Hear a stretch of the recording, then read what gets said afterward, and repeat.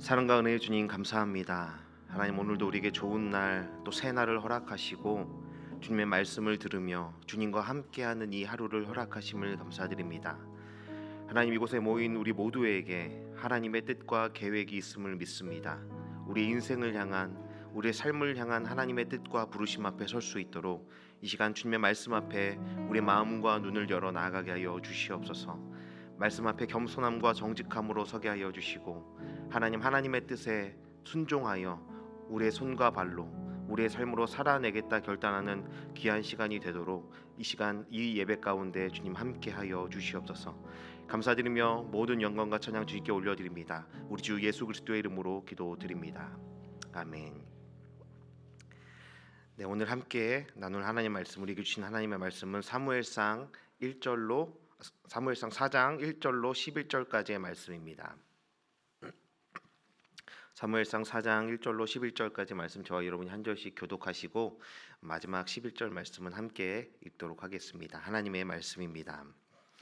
사무엘의 말이 온 이스라엘에 전파되니라.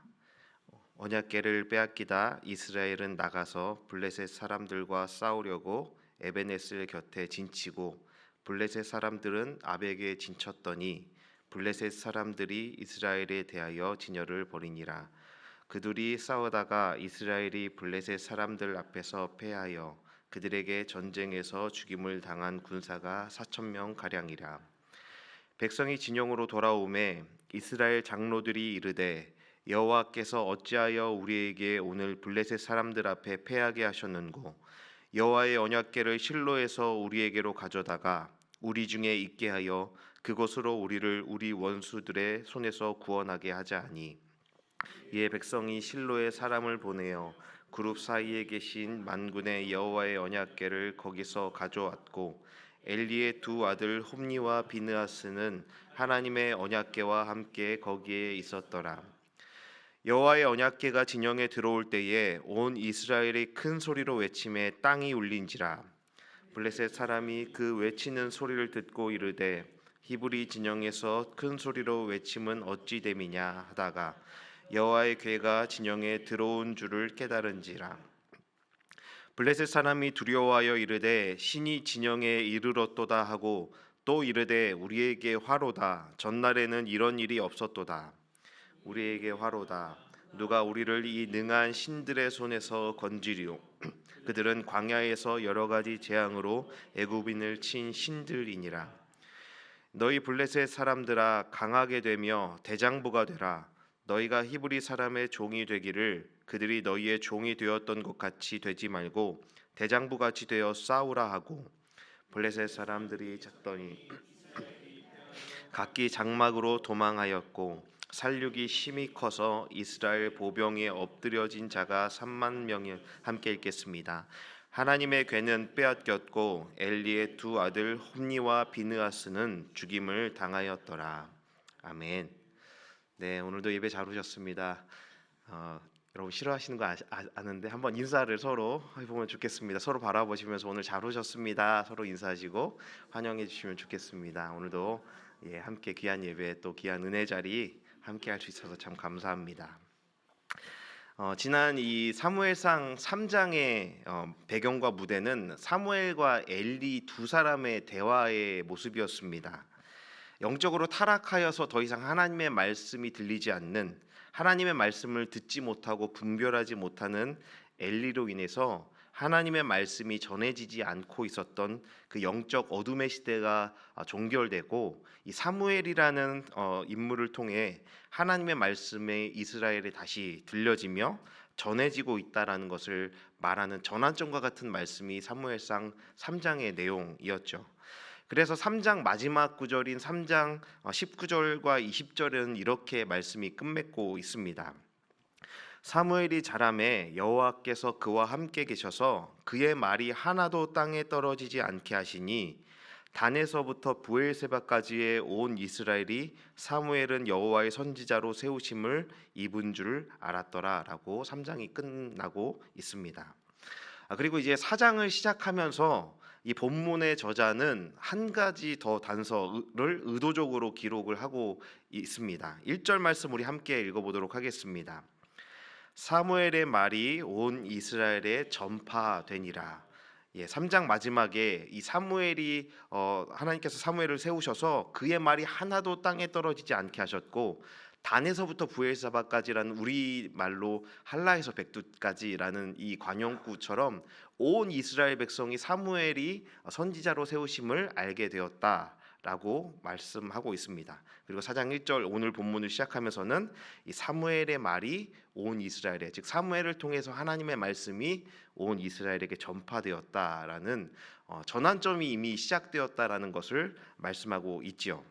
엘리로 인한 엘리의 영적 무지와 분별력 상실의 시대가 이제 끝났고, 이 사무엘을 통해 하나님의 말씀이 이제 들려지기 시작했고, 말씀이 희귀하여 들리지 않았던 시대는 이제 끝이 났다. 이제 막을 내리고 있다라는 것을 암시하고 있는 것입니다. 이제 이스라엘 백성들은 하나님의 뜻을 물을 수 있게 되었고, 그 통로가 생겼다라는 것이죠. 그 배경 지식을 가지고 이제 오늘 본문을 한번 살펴보도록 하겠습니다.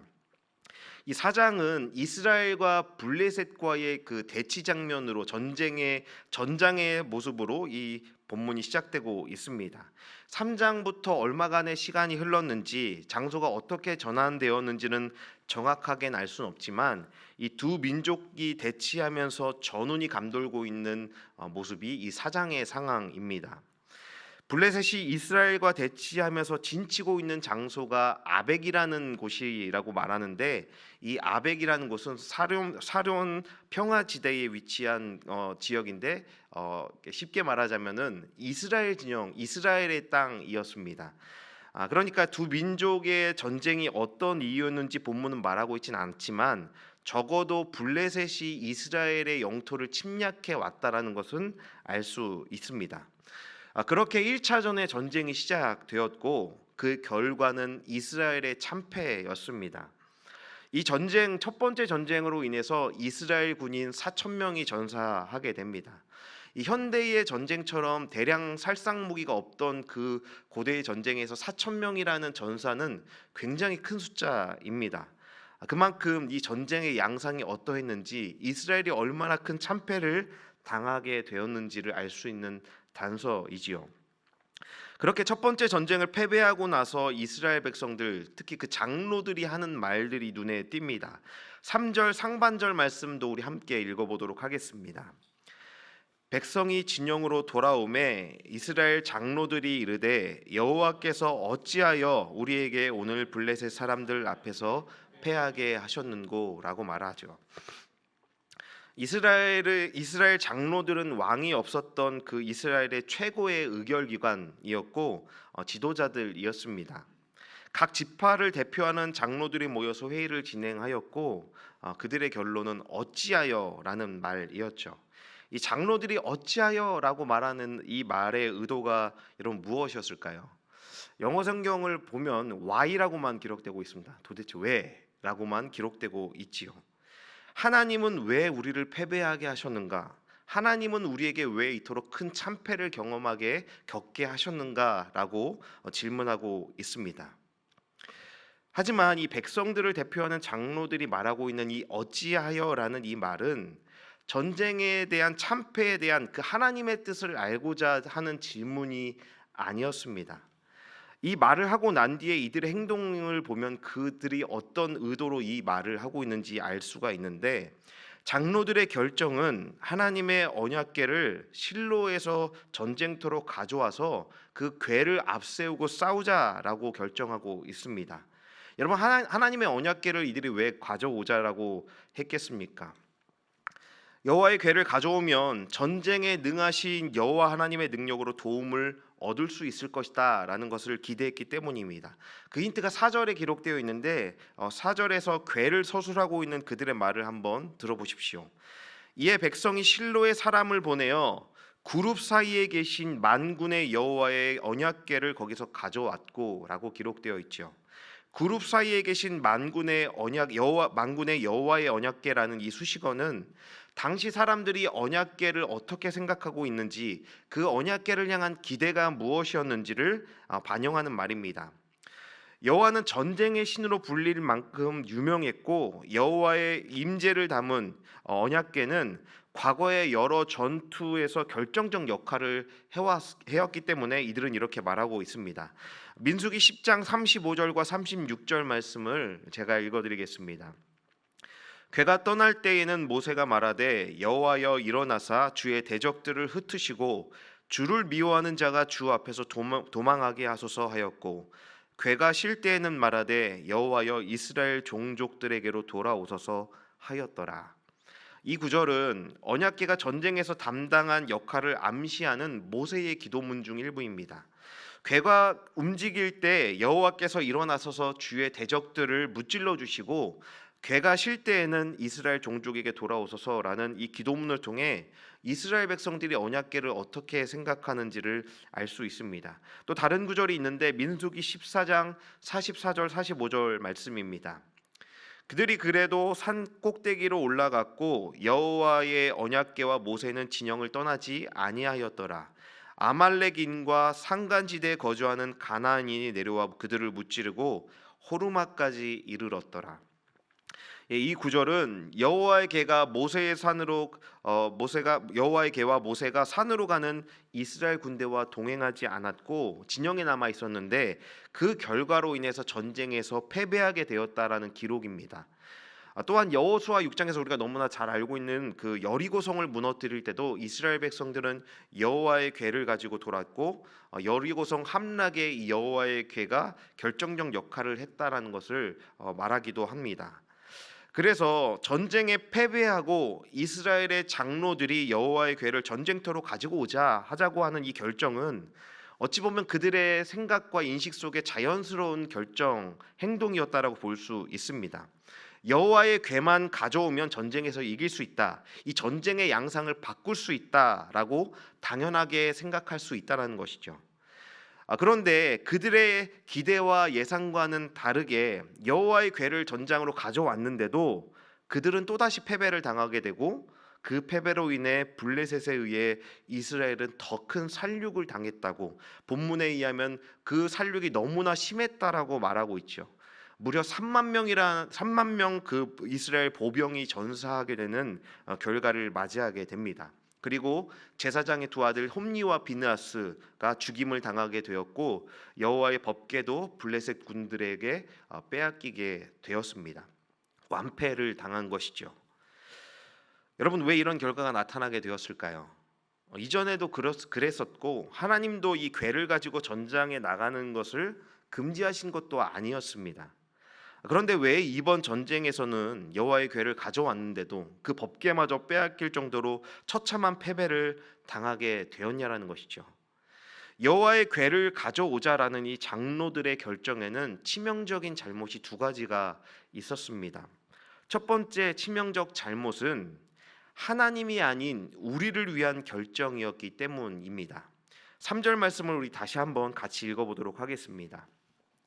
백성이 진영으로 돌아오매 이스라엘 장로들이 이르되 여호와께서 어찌하여 우리에게 오늘 블레셋 사람들 앞에 패하게 하셨는고 여호와의 언약궤를 실로에서 우리에게로 가져다가 우리 중에 있게 하여 그것으로 우리를 우리 원수들의 손에서 구원하게 하자 하니. 이 3절 후반부에서 우리라는 말이 4번이나 반복되고 있지요. 히브리 성경 원어에서도 이 우리라는 말이 5번이나 반복이 되고 있습니다. 특히 여호와의 언약궤를 우리에게로 가져오자라는 이 번역된 이 단어의 원문의 의미, 히브리어의 원문의 의미를 살려서 말한다면 우리를 위해입니다. 다시 말해서 이들의 동기는 여호와의 궤, 여호와의 임재를 우리를 위해, 나를 위해, 나 자신을 위해 이용하자라는 동기였기 때문인 것이죠. 인간의 목적을 달성하기 위해 나의 욕망과 정욕을 위한 수단으로 이 하나님의 임재를 수단 삼고 사용하고 있다는 겁니다. 이들의 의도는 만군의 여호와를 나의 뜻대로 마음대로 조종하고 이용하려고 했다라는 것입니다. 이들의 두 번째 치명적 잘못은 하나님이 아닌 사람들의 인정과 인기를 얻기 위한 결정이었습니다. 5절 말씀입니다. 여호와의 언약궤가 진영에 들어올 때에 온 이스라엘이 큰 소리로 외치매 땅이 울린지라라고 기록되어 있습니다. 여호와의 궤가 이스라엘의 진영으로 들어올 때에 온 백성이 큰 기쁨으로 소리쳤다라고 합니다. 그 소리가 얼마나 컸던지 땅이 울릴 정도였다라고 본문은 말하고, 그 소리를 반대편 진영에서 들은 블레셋에게도 그 소식이 전해져서 블레셋 군들이 두려움에 떨기까지 했다라고 하지요. 백성들의 반응을 보면 이 장로들의 결정은 대중들의 전폭적인 지지를 받고 있다는 것을 알 수가 있습니다. 즉 장로들이 이런 결정을 내린 것은 대중이 원했던 것이고, 그들이 무엇을 지지하는지 무엇을 원하는지를 알고 있었고, 그런 결정을 내림으로 백성들의 지지와 인기를 얻었다라는 의미입니다. 그들의 결정은 하나님의 뜻과 말씀에 따른 것이 아니라 대중들의 인기와 지지를 위한 것이었습니다. 전쟁에 패배한 후 장로들은 하나님께 묻고 하나님의 답을 기다렸어야 하지요. 어찌하여라고 물었다면 하나님의 말씀을 기다릴 수 있는 그 공간과 여백이 있어야 하는데, 그들은 하나님의 대답을 기다리고 있지가 않습니다. 왜냐하면 이들은 처음부터 하나님의 뜻을, 하나님의 말씀을 알고자 듣고자 이 질문을 했던 것이 아니라, 하나님 도대체 왜 나의 뜻대로, 우리의 뜻대로 움직여 주시지 않느냐라는 불평과 원망이었기 때문입니다. 이들에게는 하나님의 뜻에는 관심이 없었고 알 필요가 없었던 것이죠. 그래서 이들은 어찌하여라고 소리치고 있는 겁니다. 제가 설교를 시작하면서 말씀드렸던 것처럼 본문의 상황은 말씀이 희귀하여서 그 말씀을 들을 수 없는 시대가 아니었다라고 말씀을 드렸습니다. 사무엘이 하나님의 선지자로 세우심을 받았고 1절에서 사무엘을 통해 하나님의 말씀이 온 이스라엘에 전파되고 있었던 때입니다. 이들은 하나님께 물을 수 있었고 하나님의 뜻이 무엇인지 질문할 수 있는 사무엘이라는 통로가, 창구가 열려 있는 상태였다라는 거예요. 하지만 이들은 질문하고 하나님께 묻고 있지 않은 겁니다. 자신들의 계획대로, 내 목적대로 되지 않자 하나님께 묻는 것이 아니라 우리를 위해 여호와의 언약궤를 수단 삼고 이용해서 목적을 이루자는 태도로 하나님을 대하고 있다는 겁니다. 또한 사람들의 인기와 대중이 원하고 바라는 요구에 맞춰 결정을 내리고 있지요.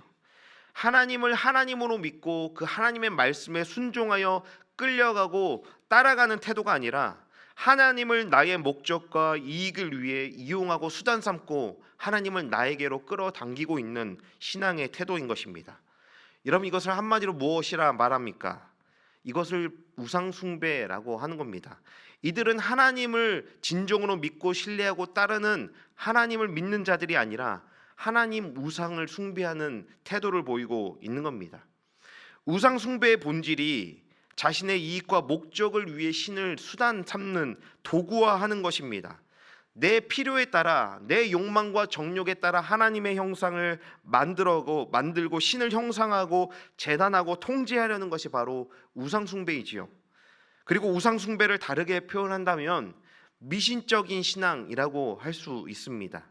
미신이라는 것은 나의 뜻에 신을 맞추려는 시도인 겁니다. 나의 필요에 따라 그 필요를 이루어주고 채워주는 도구로 신을 이용하는 것이 바로 미신입니다. 여러분, 미신적 행위의 대표적인 것이 뭐가 있겠습니까? 점 보고 굿하고 부적 쓰는 것을 우리가 미신적이라고 말을 하지요. 이런 행위들의 목적이 무엇인가요, 여러분? 점 보고 나서 점괘가 나와서 내가 원하지 않는 점괘가 나왔으면 뭘 합니까, 사람들이? 그때 구술을 하는 거죠. 신을 내 목적에 따라 신의 의도를 바꾸는 것입니다. 그리고 내 점괘가 나에게 맞게 해달라고 부적을 써서 내 입맛에 맞는 신을 조작하는 것이 바로 미신 행위인 겁니다. 여러분, 이것이 단지 교회 밖 세상에서 일어나는 일이겠습니까? 교회 안에 얼마나 많은 미신적 요소들이 많습니까? 자기 목적을 이루기 위해 하나님을, 그리고 교회를, 복음을 수단 삼고 이용하는 사람들이 있지요. 종교 장사꾼들이 얼마나 많이 있습니까? 그리고 멀리 보기 전에, 다른 누군가의 삶을 보기 전에 내가 하는 기도도 정직하게 돌아볼 수 있어야 합니다. 내 목적을 하나님을 나의 뜻에 맞추기 위해 간절하게 기도하고 하나님 내가 바라는 응답을 하나님이 말씀하시기 전까지 내 기도를 멈추지 않겠다고 하나님의 이름을 계속해서 불러대는 내 뜻대로 맞춰주지 않는 하나님을 향해 원망과 분노를 쏟아놓고 있는 모습은 없었는지 우리 기도와 신앙을 돌아보아야 합니다. 교회에서 참 많은 간증들이 전해지지만 한 번도 하나님은 나에게 실패를 주셨고 그 실패를 통해서 나에게 말씀하신다라는 간증을 들어본 적이 없지 않습니까? 이스라엘이 어찌하여라고 외치던 탄식이 지금 나에게는 없는지 우리의 모습들, 나의 기도를 정직하게 돌아보아야 합니다. 정말 하나님의 뜻을 알고자 왜라고 묻는 것이 아니라 하나님 도대체 왜 내 기도에 응답하지 않습니까? 도대체 왜 내 인생의 목적에 방해가 되고 나의 뜻을 이루어주지 않냐라고 분노하고 원망하는 외침이 내 안에는 없었는지, 내 이름을 높이고 교회를 이용해 내가 인정받으려 하고 나의 목적과 욕망을 위해 하나님의 이름과 뜻을 수단 삼고 이용하려는 우리의 마음이 있지는 않은지 우리는 매 순간 경계하며 이 말씀 앞에 정직히 서야 하는 것이죠. 여러분, 그렇다면 이 시간 이 본문 안에서 하나님의 뜻은 무엇이었겠습니까? 만약에 이들이 하나님 왜 우리에게 패배를 주셨습니까? 라고 묻고 하나님의 응답을 기다렸다면 하나님은 무엇라 대답하셨겠습니까?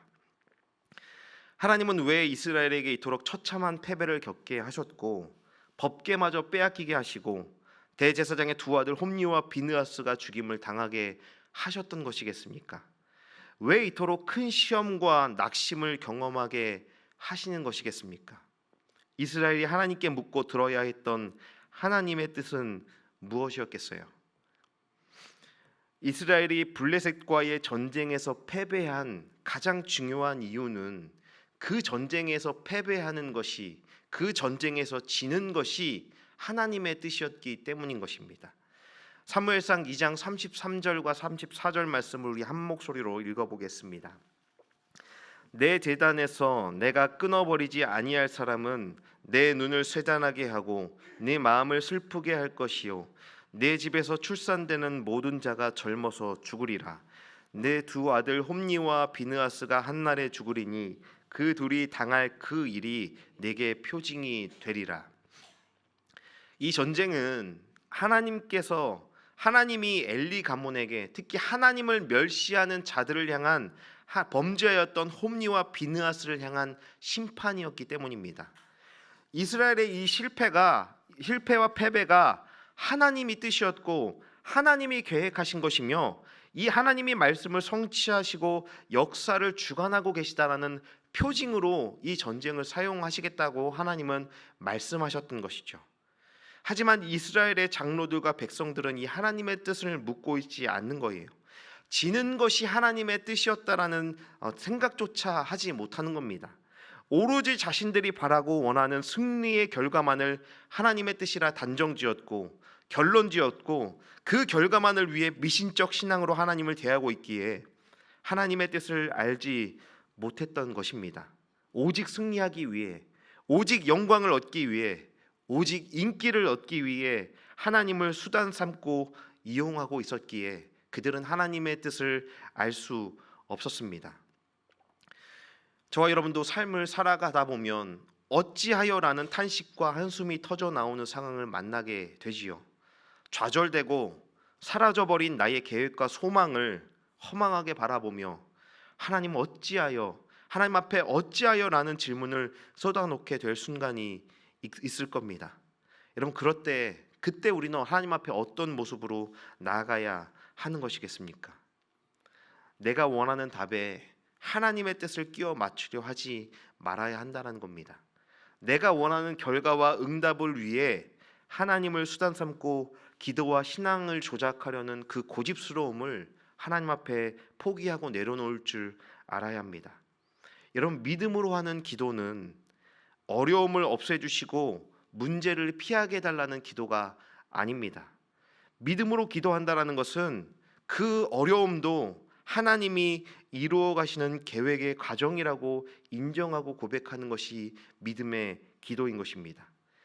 우리가 하나님을 믿는다면 하나님의 성품과 일하심을 진정으로 신뢰한다면 어떻게 할 줄 모르는, 어찌할 줄 모르는 그 상황에서 나의 통제와 내 힘을 뺄 수 있는 것이 하나님을 믿음의 증거일 것입니다.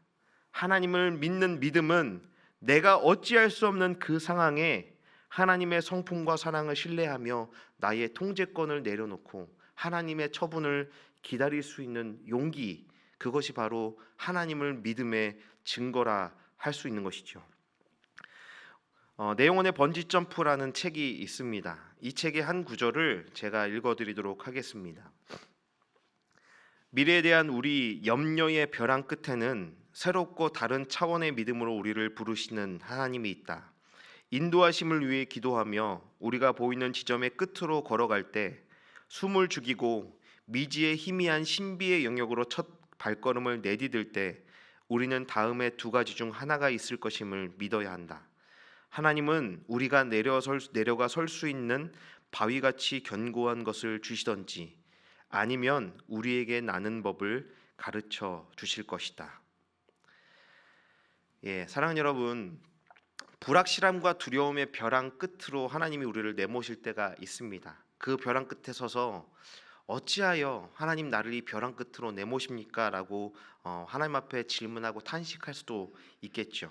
그런데 하나님께서 그 벼랑 끝에서 하나님을 신뢰하며 한 걸음을 내딛는 이들에게 주시는 약속이 있다라는 거예요. 하나님은 그 벼랑 끝에서 한 걸음을 내디딜 때야 내디딜 수 있는, 올라설 수 있는 반석같이 견고한 것을 우리에게 주시던지 아니면 우리에게 그 하늘을 자유로이 날 수 있는 법을 가르쳐 주시기 위해서 우리를 벼랑 끝으로 인도해 가신다라는 겁니다. 또한 우리 교회도 이런 중대한 상황 앞에 서 있다라고 생각합니다. 여러분, 상황만을 보면 어찌하여라는 탄식이 우리 교회에 가득해야 하는 그런 불평과 원망이 쏟아져 나올 만한 상황이죠. 멀쩡한 교회를 내버려 두고 이 교회를 떠나야 한다라는 이 상황이 벼랑 끝에서 하나님이 우리를 내모는 것 같은 그런 불확실함과 불편함에 직면해야 하는 상황일 겁니다. 하지만 여러분, 전쟁에서 패배하는 것이, 전쟁에서 져야 하는 것이 이스라엘을 향한 하나님과 뜻과 계획과 섭리였듯이 교회 이전이라는 이 상황이 하나님의 뜻일 수 있지 않겠습니까? 우리가 보지 못하고 깨닫지 못하지만 우리 교회의 신앙 여정에, 우리 교회의 이 여정에 꼭 필요한 시간이라면 우리는 그 하나님의 뜻과 하나님의 처분에 순종해야 하는 것입니다. 벼랑 끝에 서는 시간은 고통이고 불편하고 두려운 시간이겠지만 그때 우리가 믿음으로 한 걸음을 내디딜 때 비로소 깨닫게 되는 하나님의 섭리와 계획이라는 반석이 있음을 그때서야 우리는 바라보게 될 것입니다. 그것을 바라보는 이들이 진정한 신앙인이고 믿음의 사람이라 할 수 있으며 그것이 정말 하나님을 주인 삼는 교회의 모습이라 할 수 있는 것이죠. 우리는 언제나 어려움 없이 살아가는 것이 우리의 삶이길 바라고 그것이 복이고 응답이라고 생각합니다. 여러분, 하지만 이것은 초보적인 신앙의 영역입니다. 어린아이 같은 믿음에는 이런 믿음이 맞겠지만 이것은 너무나 쉽고 단순한 믿음의 삶이죠. 하나님이 우리를 벼랑 끝으로 이끄셔서 서게 하시는 이유는 이제 그 초보적인 신앙을 떠나서 오직 하나님만을 더 의지하고 깊이 신뢰하는 참으로 복되고 능력 있는 믿음의 삶으로의 초대라는 것을 기억하시기를 바랍니다. 여러분, 하나님은 선하고 신실하십니다. 하나님은 하나님의 하나님의 사랑에서 그 어떤 것도 저와 여러분을 끊을 수는 없습니다. 우리의 믿음과 신뢰는 보이는 상황과 결과를 향한 믿음과 신뢰가 아니라 하나님께 있음을 기억하시기를 바랍니다. 우리는 상황을 믿는 사람들이 아니라 하나님을 믿는 사람들입니다. 상황과 환경이 변한다 해도 그 하나님의 신실하심은 변하지 않으실 것입니다. 우리는 내 뜻대로 하나님을 끌어당기는 사람들이 아니라 하나님의 말씀에 순종하며 이끌려가는 사람들입니다. 하나님을 내 목적과 계획의 도구로 삼는 사람들이 아니라 오직 하나님을 주인 삼고 하나님의 뜻에 복종하는 사람들입니다. 어찌하여라고 탄식하며 어찌할 바 몰라 막막한 상황에 처했다 해도 나의 통제권을, 나의 인생의 주도권을 하나님께 맡기며 하나님의 계획을 바라볼 수 있는 저와 여러분이 되기를 소망합니다.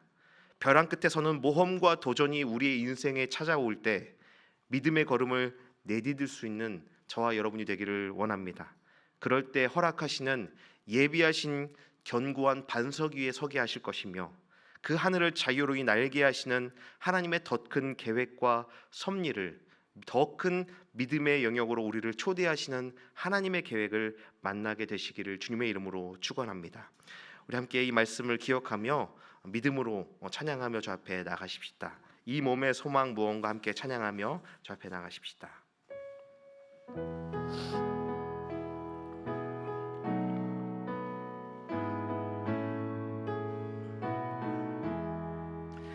이 몸의 소망 무언가 우리 주 예수뿐일세. 우리 주 예수밖에는 믿으리 무섭게 바람 부는 밤 없도다. 무섭게 바람 부는 밤 물결이 높이 설렐 때 우리 주 크신 은혜에 소망에 닿을 주 나의 반석이시니 주 나의 반석이시니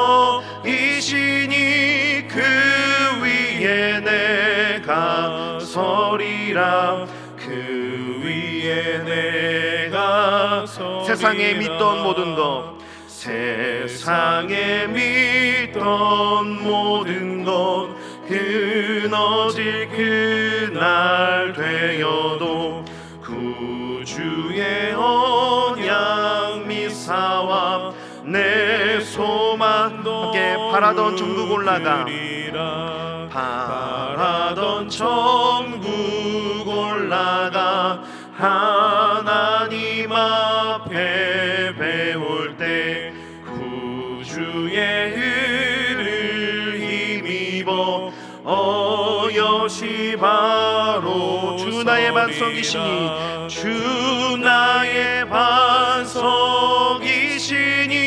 그 위에 내가 서리라. 그 위에 내 주 나의 반석이시니 주 나의 반석이시니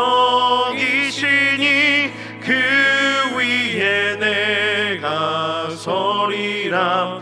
그 위에 내가 서리라. 아멘. 함께 이 시간 말씀을 기억하며 함께 기도하겠습니다.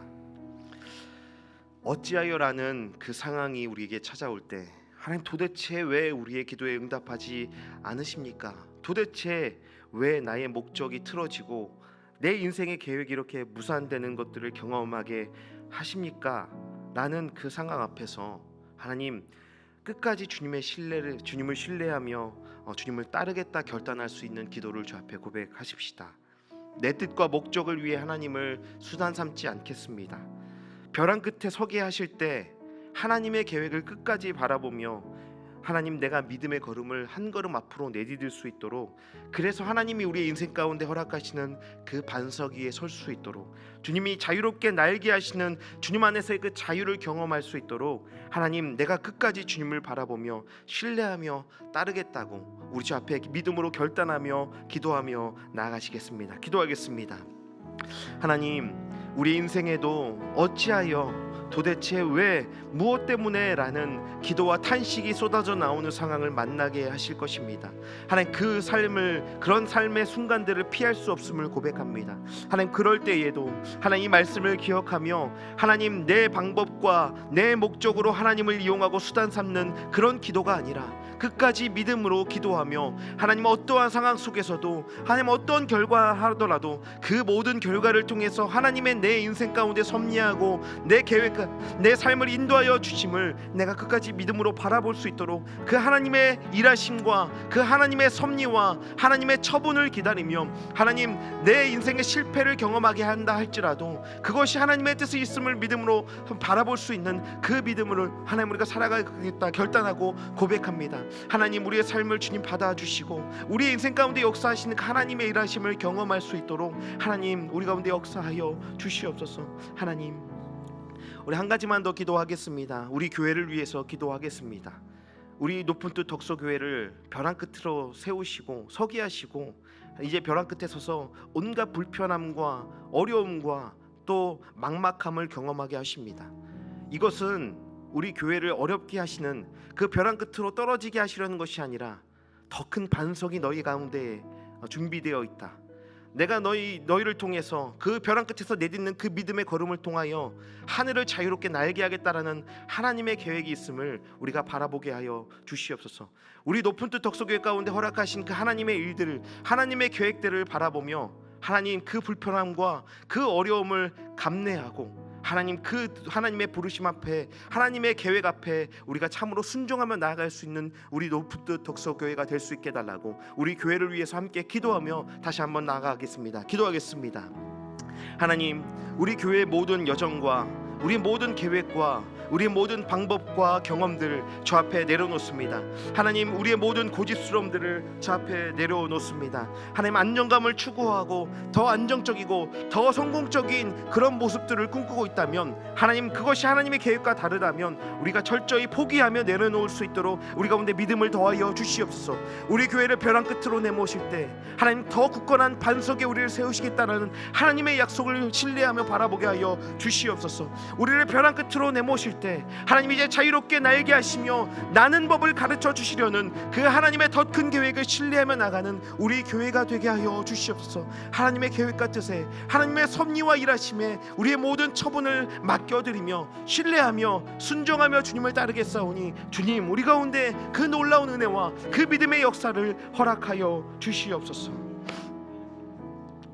만군의 주 하나님 오늘 말씀을 통해 하나님의 하나님 되심을 바라보며 나의 인생을 주님께 맡겨드릴 수 있게 하시니 감사를 드립니다.